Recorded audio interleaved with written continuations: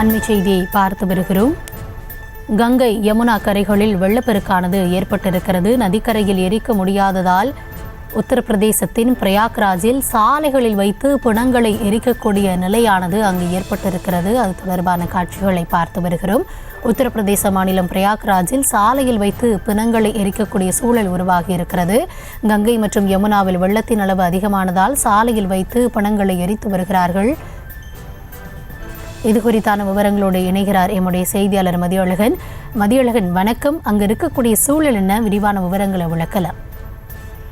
உத்தரப்பிரதேச மாநிலத்தில் பிரயாக்ராஜ் மாவட்டத்தில் கடுமையான மழை பெய்து வருகிறது. இதன் காரணமாக கங்கை மற்றும் யமுனை ஆற்றில் பயங்கரமான வெள்ளப்பெருக்கு ஏற்பட்டு இருப்பதால் அளவை விட மிக அதிக அளவில் தண்ணீர் பாய்ந்து கொண்டிருக்கிறது.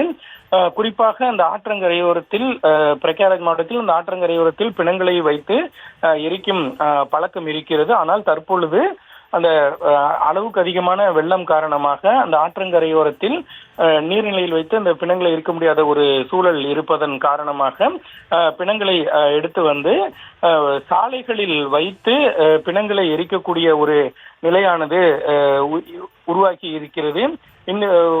அந்த இடத்தில் அந்த பிணங்களை எரிப்பதன் மூலம் ஒரு மிகுந்த நம்பிக்கையாக பார்க்கப்படக்கூடிய நிலையில் கனமழை மற்றும் வெள்ளத்தின் காரணமாக ஆற்றங்கரையோரத்திலேயே வைத்து எரிக்க முடியாத சூழல் காரணமாக சாலையில் வைத்து பிணங்களை எரிக்கப்படக்கூடிய நிலை தற்பொழுது ஏற்பட்டு இருக்கிறது. சாலையினுடைய ஒரு குறிப்பிட்ட பகுதியில் ஏராளமான பிணங்கள் வைக்கப்பட்டு ஒவ்வொன்றாக எரிக்கப்படக்கூடிய நிகழ்வுகள் தற்பொழுது நடந்து வருகின்றன.